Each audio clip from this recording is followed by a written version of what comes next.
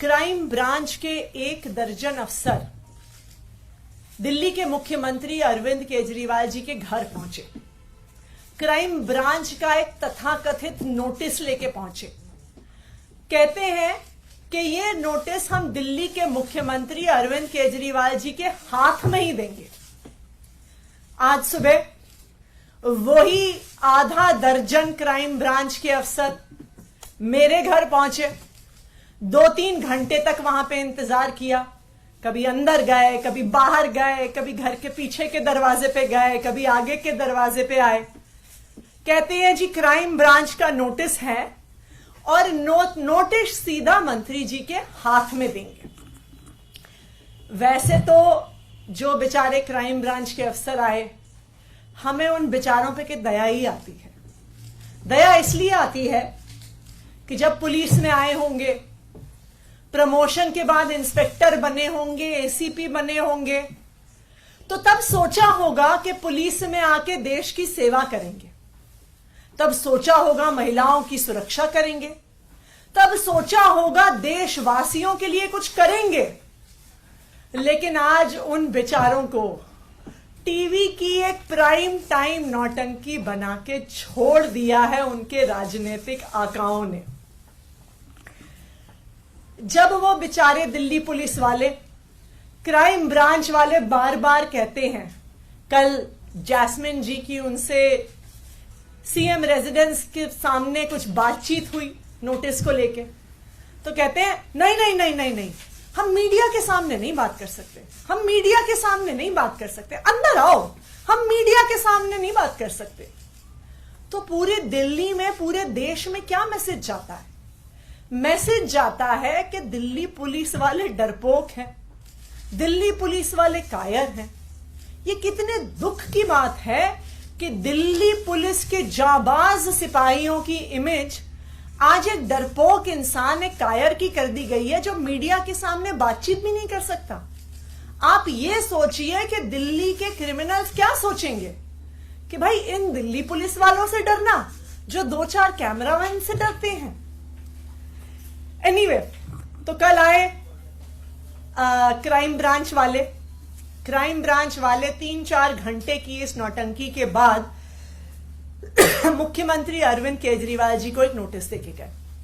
आज सुबह भी मेरे घर आकर भी 2-3 घंटे की नौटंकी के बाद एक ये नोटिस देके गए। अब ये नोटिस भी मजेदार है। ये नोटिस ना तो एफआईआर है, ना ये किसी प्रकार का समन्स है, ना इसमें आईपीसी की कोई धारा, ना इसमें सीआरपीसी की कोई धारा, ना इसमें पीएमएलए की कोई धारा, ना इसमें प्रिवेंशन ऑफ करप्शन एक्ट की कोई धारा। तो कुल मिला के क्राइम ब्रांच 48 घंटे की नौटंकी के बाद मुख्यमंत्री अरविंद केजरीवाल जी और मुझे एक एक चिट्ठी देके चला गया है, जो वो कह रहे थे कि हम हाथ में ही देंगे। इतनी महत्वपूर्ण चिट्ठी है। मैं कई बार सोचती हूं कि हमारे तो घरों में कभी अमेजोन वाले आते हैं, कभी फ्लिपकार्ट वाले आते हैं, कभी सरकारी कर्मचारी डाक की फाइलें लेके आते हैं। तो ये तो स्वाभाविक बात है कि वो फाइलें, वो डिलीवरी ऑफिस में ही छोड़ी जाती है। कोई मुख्यमंत्री, कोई मंत्री डाक के डेस्क पे बैठ के चिट्ठी रिसीव करने के लिए नहीं बैठा। लेकिन जो कल हुआ वो उन पुलिस वालों की गलती नहीं है, उनके राजनीतिक आका हैं जो हमसे कुछ सवाल पूछना चाहते हैं। तो वो हमसे पूछना चाहते हैं कि आखिरकार किसने आम आदमी पार्टी के विधायकों को ऑफर दिया। तो मैं दिल्ली पुलिस के राजनीतिक आकाओं को बताना चाहती हूं कि आपको इतनी नौटंकी करने की जरूरत ही नहीं थी। मैं आज प्रेस कॉन्फ्रेंस करके उन सवालों का जवाब दूंगी कि आखिरकार किसने आम आदमी पार्टी के विधायकों को करोड़ों रुपए के ऑफर दिए।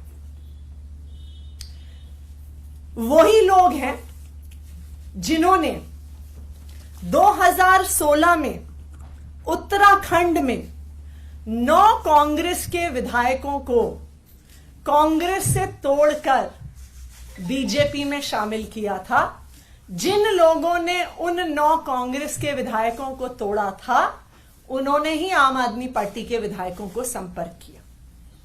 गोवा 2019 जुलाई, जब 14 एमएलए कांग्रेस पार्टी के 17 उनके टोटल विधायक जीत के आए थे, उनके 14 एमएलए कांग्रेस छोड़ के भारतीय जनता पार्टी में चले गए। जो लोग उन 17 कांग्रेस के विधायकों के पास गए थे, वही लोग आम आदमी पार्टी के विधायकों के पास आए। कर्नाटका 2019, मई 2018 में कांग्रेस और जेडीएस की सरकार बनी। एचडी कुमारस्वामी मुख्यमंत्री बने। जुलाई 2019 में कांग्रेस और जेडीएस के 17 विधायक टूटकर भारतीय जनता पार्टी में चले गए। जो लोग उन 17 कांग्रेस और जेडीएस के विधायकों को पैसा ऑफर करने आए थे, धमकियां देने आए थे, वही आम आदमी पार्टी के विधायकों के पास आए।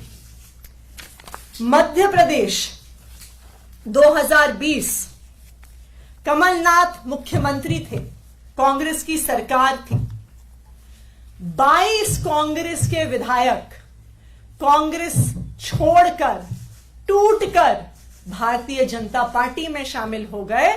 तो जो उन कांग्रेस के 22 विधायकों को खरीदने आए थे, उनको तोड़ने आए थे, वही आम आदमी पार्टी के विधायकों के पास आए।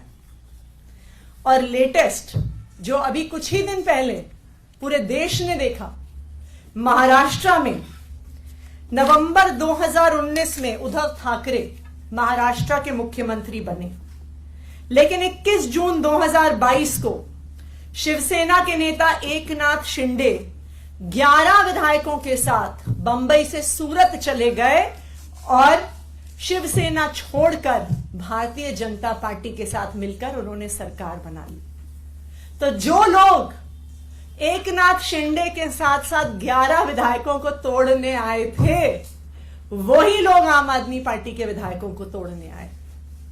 और जो तेलंगाना में हुआ, जो एक स्टिंग के माध्यम से हमने देखा कि कुछ लोग विधायकों को तोड़ने के लिए करोड़ों रुपए कैश लेके घूम रहे थे, वही लोग आम आदमी पार्टी के विधायकों से संपर्क कर रहे हैं।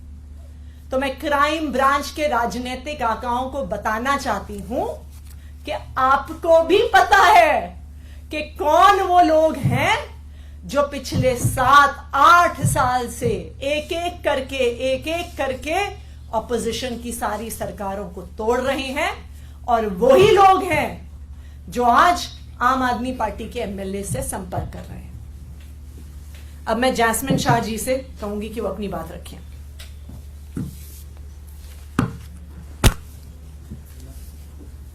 दोस्तों, आप सबने कल देखा कैसे मुख्यमंत्री अरविंद केजरीवाल जी के आवास के बाहर जब क्राइम ब्रांच, दिल्ली पुलिस के क्राइम ब्रांच के दर्जन करीब ऑफिसर, जिसमें कई सीनियर ऑफिसर खड़े थे, उनकी टीम पहुंचने के पहले सारी मीडिया वहां पे पहुंच गई थी। किसने बताया मीडिया को? भाजपा ने बताया। मतलब भाजपा को पता चल जाता है कि अभी क्राइम ब्रांच मुख्यमंत्री आवास पे पहुंचने वाली है। आज मंत्री आतिशी जी के यहां क्राइम ब्रांच के वही दर्जन ऑफिसर पहुंच जाते हैं। उससे पहले 2 दर्जन मीडिया वाले पहुंच जाते हैं और फिर वहां पर 5 घंटे, कल मुख्यमंत्री आवास के बाहर 5 घंटे ये क्राइम ऑफिसर अपना सारा काम काज छोड़कर केवल खड़े रहते हैं और कहते हैं नहीं जी, हमें तो मुख्यमंत्री जी से मिलना है। आप सबने वो वीडियो देखा होगा जहां मैंने उनसे एक आम नागरिक के तौर पे सवाल पूछा कि किस धारा के तहत, बस इतना बता दीजिए, किस धारा के तहत आप ये नोटिस मुख्यमंत्री जी को पर्सनली हाथ में सौंपना चाहते थे। क्या कहा उन्होंने? नहीं जी, नहीं जी, मीडिया के सामने नहीं कहूंगा, आ जाइए अंदर, आ जाइए अंदर, बात करते हैं। इतना डर, इतना खौफ।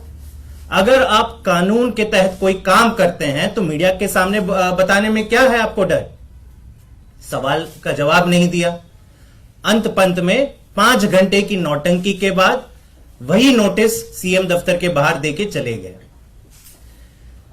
मैं आज आपको यह बताना चाहता हूं कि दिल्ली में इसका क्या इंपैक्ट होता है। आप सब जानते हैं दिल्ली देश का क्राइम कैपिटल है। हर साल, ये सुन लीजिए, ये नंबर अगर आप सुनेंगे तो चौंक जाएंगे, हर साल दिल्ली में 3 लाख क्रिमिनल केसेस रजिस्टर होते हैं। 3 लाख। इन 3 लाख केसेस में से चार्जशीट कितने में फाइल होती है? 1 लाख। 1 लाख से भी कम, करीबन 30% क्रिमिनल केसेस में ही हर साल चार्जशीट फाइल होती है।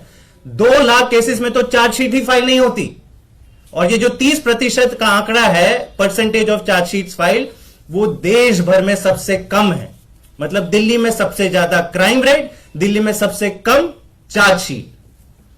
महिला सुरक्षा की बात करते हैं। Delhi is the rape capital of India. Women crimes against women में दिल्ली का अव्वल नंबर आता है। सारे मेट्रोपॉलिटन सिटीज का अगर आप हिसाब किताब लगा दें तो highest number of crimes against women Delhi में पिछले साल पाए गए 14,158। सीनियर सिटीजन्स की बात करें, सारे देश में सबसे ज्यादा क्राइम अगेंस्ट सीनियर सिटीजन्स कहां रजिस्टर होते हैं? दिल्ली में रजिस्टर होते हैं 1,315 पिछले साल, जो उसके पहले के साल से भी ज्यादा था। क्राइम अगेंस्ट चिल्ड्रन की बात कर लेते हैं। बच्चे कितने सेफ हैं दिल्ली में? दिल्ली में देश भर में highest crime against children report होते हैं हर साल। पिछले साल कितने रजिस्टर हुए? 7,400। और ये हर साल ये आंकड़े बढ़ते जाते हैं। हर साल दिल्ली के टोटल क्रिमिनल केसेस जो भी रजिस्टर हो रहे हैं वो बढ़ते जा रहे हैं। लेकिन दिल्ली पुलिस के क्राइम ब्रांच क्या करती है? बीजेपी के मुख्यालय से कॉल नहीं आया, दर्जन ऑफिसर भेज दो मुख्यमंत्री के घर पर, 5 घंटे उनको खड़े रहने दो, मीडिया के सामने नौटंकी करेंगे, भंगड़ा करेंगे कि आओ हमें शूट करो, हम यहां पे खड़े हैं। और नोटिस का आधार क्या है? जैसे अतिशी जी ने कहा, ना कोई आईपीसी की धारा मेंशन्ड है, ना सीआरपीसी, ना कोई समन्स, ना एफआईआर। एक कोरे कागज पे एक नोटिस या खत लिखकर कह रहे हैं कि नहीं हमें तो मिलना है। तो क्या मुख्यमंत्री और मंत्री दिल्ली सरकार के सारे अपना काम काज छोड़ दे, केवल और केवल डाकिया का काम करें कि अपने घर के बाहर खड़े रहें कि आइए दिन भर आइए, जो भी खत लेंगे हम आपको पर्सनली सौंपेंगे? हमारी बीजेपी से गुजारिश है, दिल्ली पुलिस के राजनीतिक आकाओं से गुजारिश है कि ये नौटंकी करना बंद करें, दिल्ली के लोगों की सेवा करने दें। दिल्ली के क्राइम ब्रांच के पुलिस ऑफिसर का कोई इसमें दोष नहीं है। हमारी पूरी तरह से दया है उनके साथ। वो जब आए थे पुलिस फोर्स में तो ये जरूर सोच के आएंगे कि देश की सेवा करेंगे, महिला सुरक्षा पर काम करेंगे, किडनैपिंग रोकने में काम करेंगे, मर्डर रोकने में काम करेंगे। लेकिन होता क्या है, सुबह एक 8 बजे कॉल आ जाता है कि जाओ आज पूरी दिन मीडिया के लेके जाओ और सीएम के बाहर आप सीएम के घर के बाहर आप ये खड़े रहो रास्ते पे।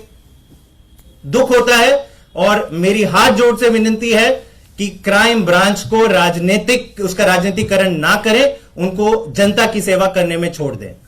आतिशी जी, अभी जैस्मिन बता रहे थे कि सबसे कम केस रजिस्टर होता है दिल्ली में, लेकिन आप लोगों ने जो आरोप लगाया है उस पर भारतीय जनता पार्टी कह रही है कि सबूत नहीं देंगे तो आपके ऊपर में केस रजिस्टर होने वाला है और जवाब आपको इस बार देना ही पड़ेगा।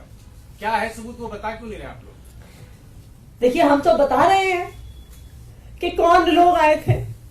हम तो बता रहे हैं कि वही लोग आए थे जो गोवा में गए थे, वही लोग आए हैं जो कर्नाटका गए थे, वही लोग आए हैं जो तेलंगाना गए थे, वही लोग आए हैं जो मणिपुर गए थे, वही लोग आए हैं जो अरुणाचल प्रदेश गए थे। तो इसलिए ये कोई छुपी हुई बात ही नहीं है कि कौन आया था विधायकों की खरीद फरोख्त करने के लिए। ये आप सड़क पर चले जाइए, सड़क पर चलता हुआ आपको बच्चा बच्चा बता देगा कि कौन कांग्रेस के विधायक तोड़ रहा है, कौन शिवसेना के विधायक तोड़ रहा है, कौन जेडीएस के विधायक तोड़ रहा है, कौन आम आदमी पार्टी के विधायक तोड़ने की कोशिश कर रहा है। मतलब तो इसलिए ये क्या करें, एक भारतीय परंपरा में कहते हैं प्रत्यक्ष ही प्रमाण है, तो ये बिल्कुल प्रत्यक्ष है, पूरे देश के सामने है कि कौन विपक्ष की पार्टियों पर केस कर रहा है, कौन विपक्ष की पार्टियों को डराकर धमकाकर पैसों का लालच देकर तोड़ने की कोशिश कर रहा है।